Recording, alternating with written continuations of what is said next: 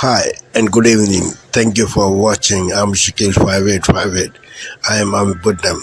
Now the latest headlines from world channels and news agencies.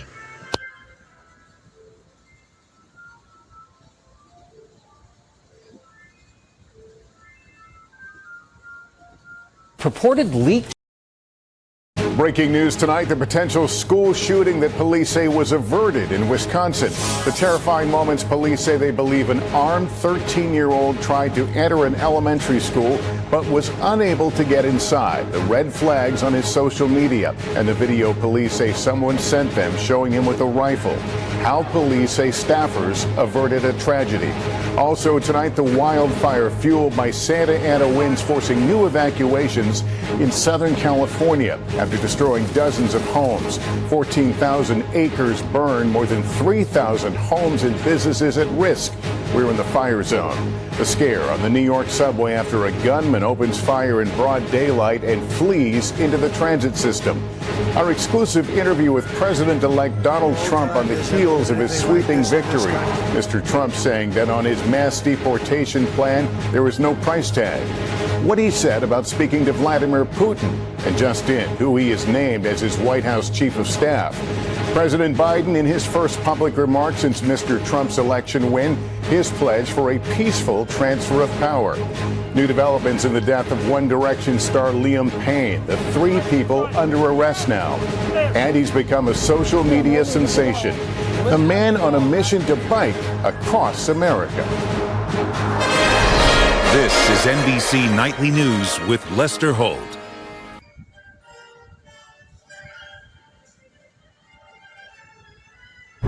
Tonight, several breaking stories as we come on the air. The emergency playing out right now. They are trying to save lives. The out-of-control fire, homes burning to the ground. President-elect Donald Trump has just announced his chief of staff making history. In New York, the tour bus off the interstate, multiple passengers injured. First tonight, the images coming in right now. The emergency unfolding, explosive fires forcing more than 10,000 people from their homes. Firefighters racing to save lives. The flames so hot, water from the fire hoses turning to vapor. Matt Gupta near the front lines north of Los Angeles. Also just in tonight, President-elect Donald Trump chooses his chief of staff, an historic pick. And what Trump said today about his promise on the campaign trail of a mass deportation on day one. In New York, the frightening crash, a tour bus off the interstate and rolling over on Interstate 490. All of the passengers injured, some rushed to the hospital, others dazed and wandering the highway. The alleged highway shooter, images late today, a SWAT team swarming this home of an alleged gunman accused of targeting multiple cars and homes along I-40 in Raleigh. Tonight, multiple sources now telling ABC News hackers working for China broke into the phone used by Donald Trump's lead criminal defense attorney. They were able to get text messages and recordings of calls made on the phone. Tonight, Vladimir Putin congratulating President-elect Trump and suggesting a new world order is forming. In New York City, the frightening scene, a gunman escaping into the subway after allegedly opening fire on his boss on Manhattan's Upper West Side. Tonight, 43 monkeys escaping from a research lab in the U.S. and now the warning from authorities tonight. The FDA considering a ban on certain over-the-counter decongestants. They say they don't work. And remembering the man behind those three words, "You've got mail." From ABC. You can't love your country only when you win. You can't love your neighbor only when you agree. Tonight, President Biden promises a peaceful transfer of power as his party plays the blame game. Plus, our new reporting on President-elect Donald Trump's first 100 days. In tonight's Eye on America, bridging the political divide. Whether you won or whether you lost, the person on the other side is a human being. Interest rate cuts, what it means for your bank account. And the battle to contain fast-moving wildfires with hurricane-strength winds. It was like an apocalypse around here. The CBS Evening News starts now.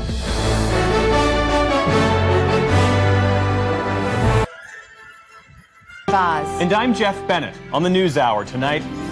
Campaigns are contests of competing visions. The country chooses one or the other. We accept the choice the country made. President Biden speaks to the nation, calling for an orderly transition in the wake of Donald Trump's decisive election victory. That's as control of Congress hangs in the balance.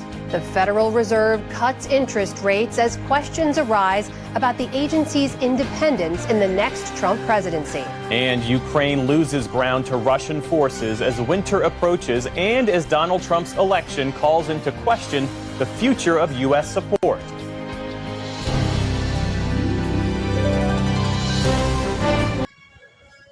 All right. So a Republican has won an election, and you know what that means. Jimmy Carter has to stay alive for 4 more years. It's also time for liberals to tell themselves that they're still right about everything and their hysteria and delusions of persecution are perfectly normal. Yet right now, they're melting like that stick of butter Joy Behar keeps between her thighs to prevent chafing. Case in point, last night, all the other late-night hosts threw a hissy fit. It's too bad Tim Waltz is still grieving, or he could send them all a sack of industrial-strength tampons. Poor Jimmy. True, it was a terrible night for women, children, and for the hundreds of thousands of hard-working immigrants who cut his lawn.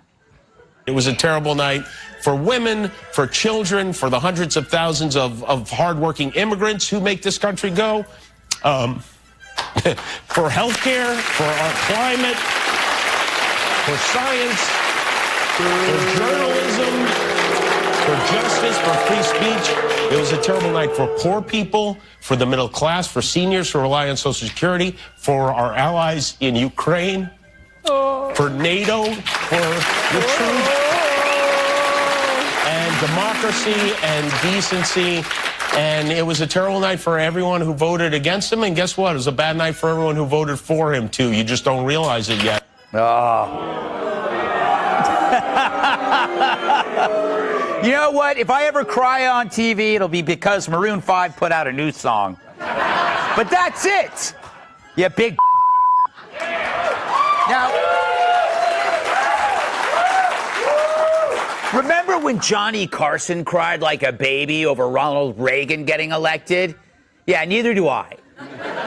And you know why he didn't? Because his wife didn't keep his balls in a Tupperware container next to a box of tofu burgers. But the killer phrase was at the end when Kimmel said, "You just don't realize it." Because you see, he's smarter than you, and he needs you to know that. And his ego can't bear that there's someone out there more famous and more influential than him. I got news for you, Kimmel. The last time you mattered, Bruce Jenner still had a penis. Love you, Bruce. Jimmy's career peaked with busty girls on trampolines. Now the only boob we see is him. He once co-hosted The Man Show. Now he's sobbing like he just watched Steel Magnolias 3 days into his menstrual cycle. Comments made about homeless people by 2 city councilors in the Tri-Cities have sparked outrage and now calls for their resignation. During a council meeting, one politician described homeless people as those who don't want to work. CTV's Isabella Zaffarisi has that story. A Port Coquitlam council meeting quickly turned into a discussion about the city's most vulnerable. I don't use the word homeless. I would use the term people that don't want to work. I won't say what I said in a closed meeting. Okay. Because it might get me unelected. Following Councillor Dean Washington's remarks, Councillor Daryl Penner weighed in. For instance, 3030 Gordon is a government-funded crack house. The comments prompted strong reaction from community members. I don't want apologies from these councillors. I want resignations. I don't think they have anything of value to bring to the table. Reverend David Cathcart says he and dozens of parishioners from Trinity United Church wrote letters asking for Penner and Washington to resign. One Port Coquitlam resident started a petition. It's a question of accountability. It's a question of being responsible to your voters, to the citizens. CTV News reached out to the councillors but did not receive a response. Like many municipalities, POCO is dealing with a toxic drug crisis paired with a lack of affordable housing. 3030 Gordon is a low-barrier shelter and has been at the center of discussion lately due to a growing encampment outside. We offer that entry level where people don't need to have a goal or, meet specific criteria to get in. They get a roof because everybody deserves a roof. This will be our winter shelter. Next month, Cathcart's church will become an extreme weather shelter. This is the most important crisis that we're facing as a community right now, and we need city leaders who are going to look for solutions with us.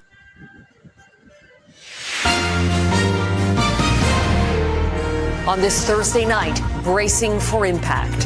What Trump's tough immigration promise could mean for Canada before he even takes over the Oval Office. All of the eyes are on the border. The centuries-old law the new White House is set to take advantage of. Climate change and government changes. There needs to be a big paradigm shift. The politics of pollution and the effect of the new Trump presidency. Breaking news from Argentina, the charges just laid in the death of singer Liam Payne. And in Quebec, are you ready for it? The sweet surprise for a young cancer survivor and Taylor Swift fan.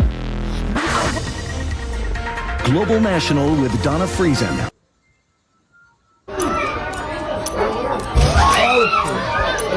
So first, there was the dramatic entrance. A bit like a high-wire acrobat, that little intruder swung around, checked things out, and then plunged to the ground. One quick-thinking bystander pieced together all the commotion that resulted. The antics, almost slapstick, as people tried to flee the raccoon or maybe capture it with a garbage can. Spirit Airlines told us the animal was located and released outside. Quote, to ensure a positive experience for our LaGuardia guests, the company said. We immediately notify the facilities team and are addressing the matter with a professional wildlife control company. Well, good luck to them with that. They will need all their expertise to outwit those wily trespassers. Here's the thing about LaGuardia. They just finished, I think, an $8 billion renovation, but they didn't do that terminal. There is a solid chance they're going to have to spend some money right there very soon. Hear the views that matter in Tête-à-Tête every week on France 24 and France24.com. Good morning, I'm Oliver Farry and you're watching Daybreak on France 24. Donald Trump makes the first appointment to his new administration, naming one of his campaign managers, Susie Wilkes, Chief of Staff. The 67-year-old Florida strategist will become the first woman named to the position. A diplomatic spat between France and Israel after Israeli police briefly arrest two French policemen accompanying Foreign Minister Jean-Noël Barrot at a French-owned property in Jerusalem. Barrot called the intrusion by armed police unacceptable, and the French government has summoned the Israeli ambassador. European leaders agree they need to do more to ensure the continent's security and not rely so much on the United States. The election of Donald Trump hung over the EU summit in Hungary, where leaders discussed its likely impact on Washington's support for Ukraine.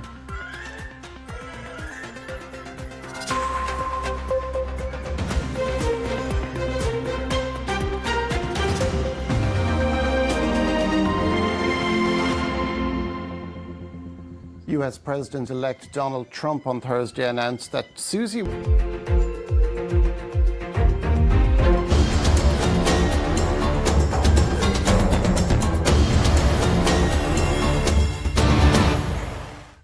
Thousands protested once again Thursday in Mozambique's capital over the outcome of the October 9 presidential poll, which extended the rule of the Frelimo party. Security forces responded by firing tear gas and rubber bullets. Human Rights Watch has said that the internet is being restricted and social media sites blocked. We are asking to march. The police can march with us. It's a peaceful march. No one came here with weapons. They are the armed ones. Amnesty International said on Wednesday that at least 20 people had died and hundreds more have been injured and arrested since the beginning of the protest in late October. Border Post. Devastated by a sweeping defeat, supporters of Kamala Harris embraced each other as they took in the shock of a Donald Trump victory.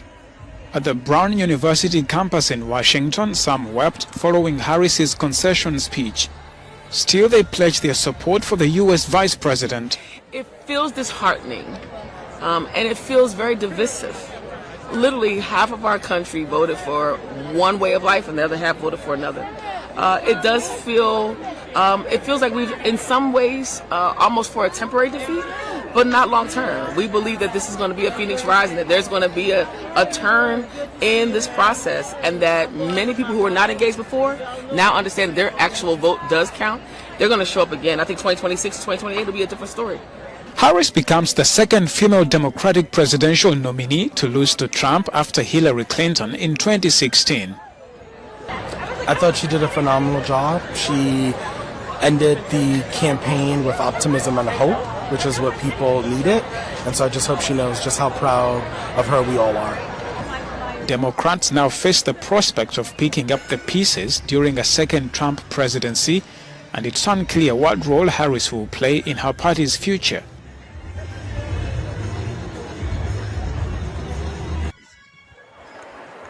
French striker Kylian Mbappe has been left out once again of the national team squad.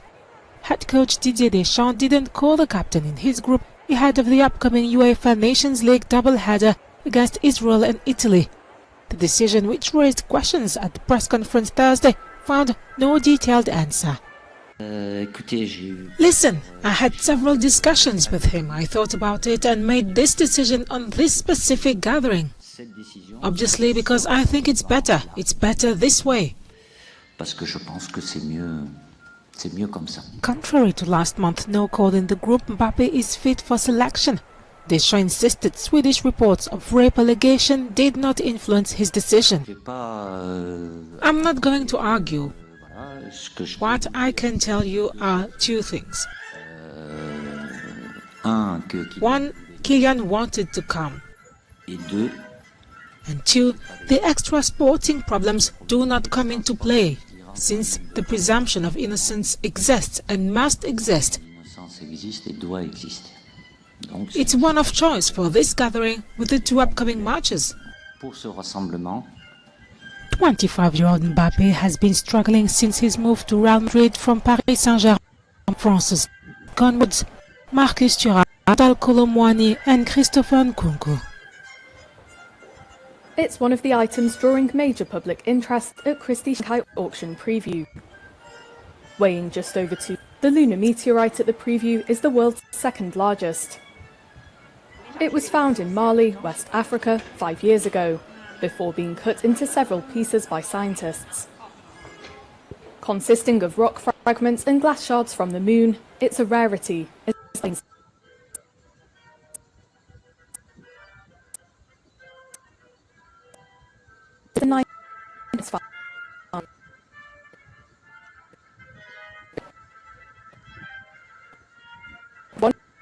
Its manuscript and Einstein's manuscript first-order approximation field equation.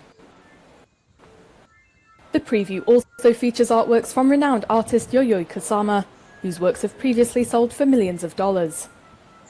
According to a recent industry report, Chinese collectors have overtaken those in Britain. They now represent the biggest group of art collectors in the auction market worldwide.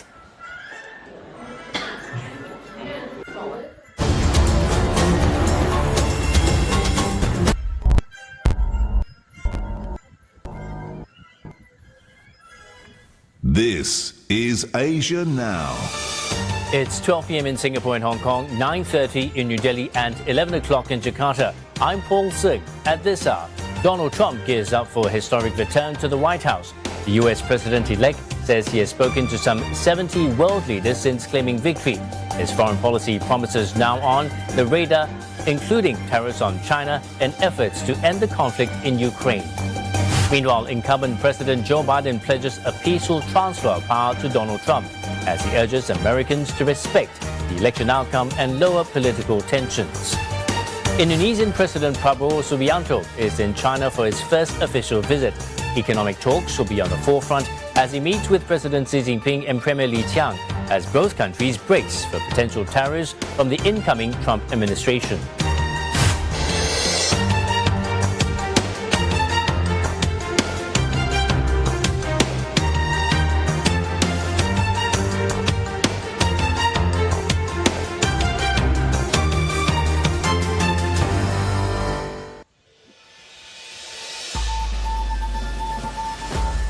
Today, a Brisbane-bound Qantas flight makes an emergency landing at Sydney Airport with just one working engine.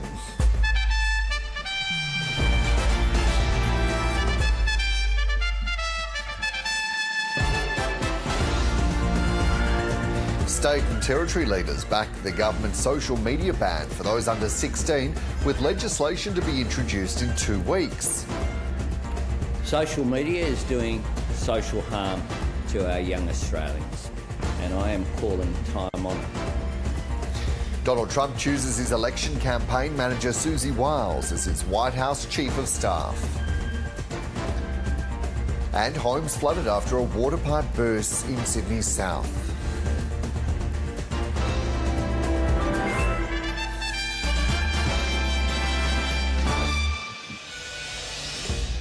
Hello and welcome to ABC News.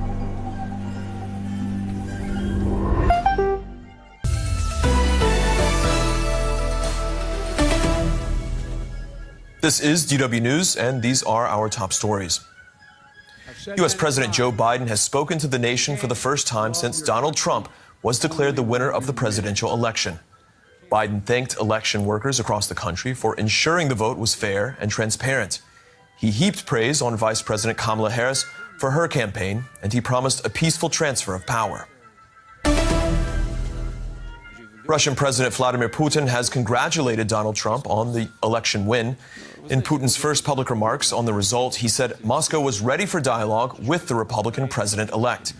Putin also praised Trump for showing courage during an assassination attempt in July. The leader of Germany's conservative opposition, Friedrich Merz, has called on Chancellor Olaf Scholz to seek a confidence vote next week and not in January, as Scholz has proposed. Merz also called for fresh elections as soon as possible. This follows the collapse of Germany's three-party coalition over repeated clashes on economic policy. This is DW News in Berlin. You can find out more online, dw.com.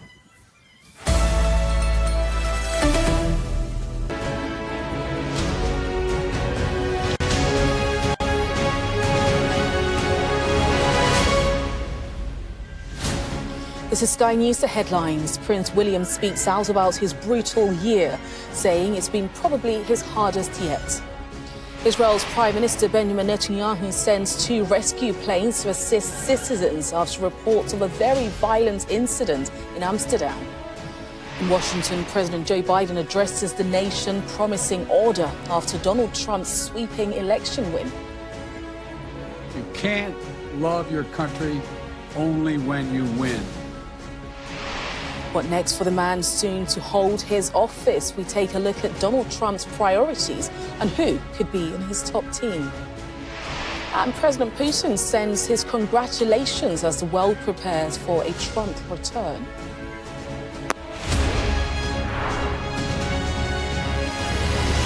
Hello, good morning. Prince William has described the past year as brutal as he reflected on the impacts on his family of his wife and father both being diagnosed with cancer. In a rare and surprisingly personal interview, the heir to the throne spoke of 2024, describing it as probably the hardest year of his life. Here's our... Very good evening. It's just gone 11 o'clock. I'm Sphere Hill in the GB newsroom. The top story this evening, the Prince of Wales has described the past year as brutal as he's contended with major family health scares, seeing both his wife and father being treated for cancer. William spoke candidly about 2024, saying it's probably been the hardest year in my life and a dreadful experience. The Prince's comments were made in an interview with British media covering his 4-day visit to South Africa to stage his Earthshot Prize in Cape Town. Another top story tonight, as we're hearing reports that 3 people have been arrested in connection with the death of One Direction star Liam Payne. The singer died after falling from a 3rd-floor balcony in Argentina nearly a month ago. The public prosecutor's office in Argentina said 3 people had been charged with abandonment of a person followed by death and supply and facilitation of narcotics in connection to his death. Payne had traces of alcohol, cocaine, and prescription antidepressants in his system when he died. That's according to authorities. Prosecutors have said that those charged are someone who was close to Payne, a hotel employee, and a suspected drug dealer. Looking stateside, President-elect Donald Trump has made his first appointment. Susan Summerall-Wiles has been appointed as White House Chief of Staff, having formerly been serving as co-chair to Trump's 2024 presidential campaign. Staying in the US, President Joe Biden has told Americans to accept their choice and bring down the temperature following Kamala Harris's defeat to Donald Trump. Speaking at the White House, he says the electoral system is fair and it can be trusted. With just over 74 days until Trump enters the White House, Biden reminded Americans of their responsibility to make the next few weeks count. Setbacks are unavoidable, but giving up is unforgivable. Setbacks are unavoidable, but giving up is unforgivable. We all get knocked down. But the measure of our character, as my dad would say, is how quickly we get back up. Remember, a defeat does not mean we are defeated. Sir Keir Starmer has signed a deal with Balkan nations today to target people smuggling gangs at the 5th EU summit. 46 European Union leaders met today to discuss issues including economic security and migration concerns. The Prime Minister has been holding bilateral meetings with European leaders, including President Zelensky. The summit will also address Donald Trump's win as the bloc focuses on how to accommodate the country's 47th president. The Prime Minister was once again asked on his view on the US-UK relationship. I had a very good meeting with President-elect Trump a few weeks ago when we had dinner together in New York, and that was very positive, very constructive, as I think you know. And obviously I had a phone call with him last night, again, very positive, very constructive. And finally, with a month to go before the reopening of the Notre Dame, the iconic French cathedral has welcomed 3 new bells. One of the bells was used during the Paris 2024 Olympics at the Stade de France athletics venue and will be installed inside the cathedral with 2 smaller ones. After closing for restoration 5 years ago following a devastating fire, the cathedral will reopen its doors in just a few weeks. Those are the latest GB News headlines for now. I'm Sophia Hill, but now it's time for Headliners. I'm John Smythe, and my background is as a British advocate. This is John Smythe, distinguished barrister, friend of the Archbishop of Canterbury, and now deemed the Church of England's most prolific serial abuser. Mr. Smythe, Cathy Newman from Channel 4 News. We're told that you beat young men until they bled. Why did you do that? In 2017, we revealed that he groomed boys and young men at Christian summer camps, universities and Winchester College, before subjecting them to savage beatings. After our investigation, the Church of England commissioned an official review which started work in 2019. It sets out the horrifying scale of the abuse over several decades in the UK, in Zimbabwe and South Africa. It accuses church officers of a cover-up, and it's damning in its criticism of failings by senior church leaders, including the Archbishop of Canterbury, Justin Welby. The review, led by former Social Services Director Keith Makin, says that over a 40-year period, John Smythe became arguably the most prolific serial abuser to be associated with the Church of England, operating in 3 different countries and involving as many as 130 boys and young men. Former vicar Mark Stibbe endured beatings when he was at Winchester College in the 1980s. Some boys were beaten so hard they bled and had to wear nappies. He had a new shed built that was soundproofed. I don't remember very much about it except nappies, adult nappies. I remember it being enclosed, claustrophobic. I remember feeling trapped. But I think the thing that I will never forget is my friend's suicide attempt and having to explain to his father why his son had tried to take his life. And I was trying to tell him, it's not your fault, it's someone else's fault. Another victim is so traumatised he can't bear to recall the details. I've seen 2 psychologists and a psychiatrist over the last 7 years and have complex PTSD. I try to remember the pain, but I can't actually retrieve that from my memory. I've put the abuse somewhere where I can't remember it. A vicar compiled a secret report about Smythe's abuse in 1982, but the Makin Review says senior members of the church participated in a cover-up of it. Within a few years, several bishops and very senior figures within the Church of England, or those who went on to very senior positions, including archbishops and Queen's chaplains,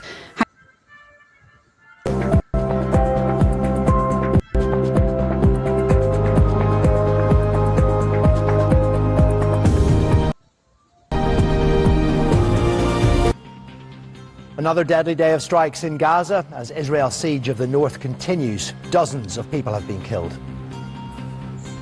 The Lebanese government describes Israel's targeting of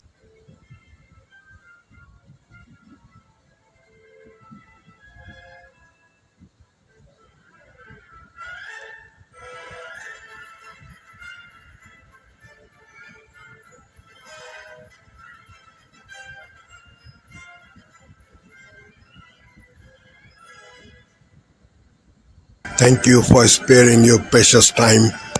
This is Amir Shakil. Have a good life. Bye-bye.